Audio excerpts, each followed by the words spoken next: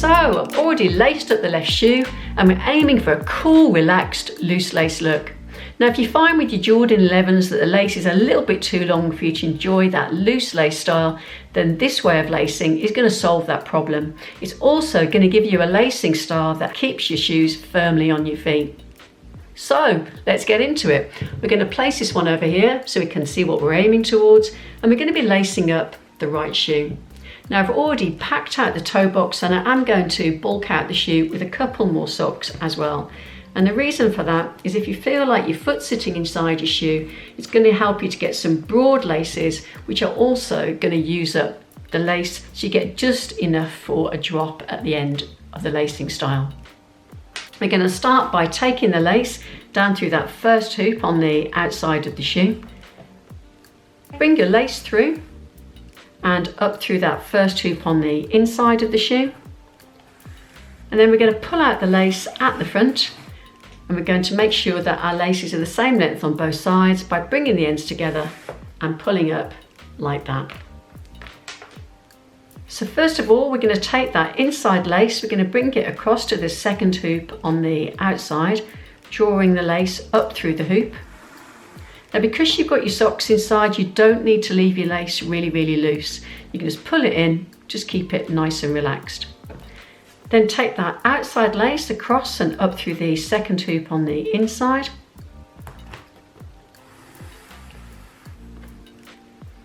Now when I came to do the left shoe, I started with the inside lace as well. So once you've got that first bar in place, take your inside lace and take it across, then the outside lace, then the inside, then the outside. And in that way, both your shoes will mirror each other with the lacing style. So going back to the inside lace, we're going to come across to that third hoop on the outside of the shoe. Again, just draw it down nice and slowly so that your lace doesn't twist. Then the outside lace comes across to that third hoop on the inside. And if you bring the lace as you draw it in, sitting in front of the lace that's already there, it gives you this nice kind of curve here on your laces. So as I go across and up into the fourth hoop, and take the outside lace across and up through the fourth hoop on the inside and bring it in front, you'll see then that it's created a nice pattern. Now if you're all about the detail, which I am, I quite like the fact that my laces are going to have that nice kind of mirroring there with the symmetry as we get that curve coming up.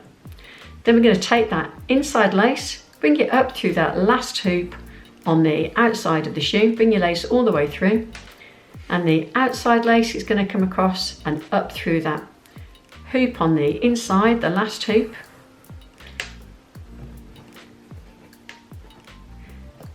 And then you should have the same amount of lace on both sides. Now if you haven't, this is the time to adjust your laces so you can make sure that they're the same length, so you get the same amount of drop when we get to the top. Now this is where a lot of people stop their loose lace style and they'll have quite a lot of lace hanging down, which is going to go underneath your feet. So instead of doing that, we're going to take that inside lace and we're going to bring it across, and this time we're going to take it again through this last hoop, but we're going to bring the lace and draw it down like this. So take it across, bring it round the outside of the hoop. The hoops are nice and generous, so it's quite easy to do. And then I'm just going to bring that up. And then that outside lace, I can see it's looking a little bit short, so I'm just going to work my way back and just pull up a little bit of lace there. In fact, I'm going to do it on both of them. Just bring it up like this. And then I'm going to take that outside lace and I'm going to take it down through the back of that last hoop. Like that. And then I've got the same amount of lace on both sides as I have over here as well. I'm just going to make sure that all the loops are sitting just the way I want them to. And there we've used up all the lace, and because you've taken that lace down through that hoop, it's not going to wear loose.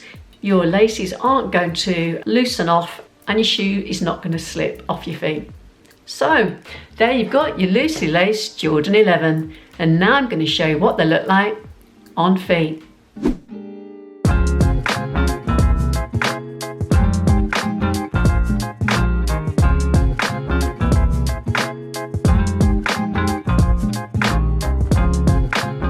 So there you have your loosely laced Jordan 11 Low. I hope that was helpful. If it was, please be sure to give it a thumbs up, and for future videos, subscribe, and to catch all the latest tutorials, click that notification button. Until the next time, thanks for watching.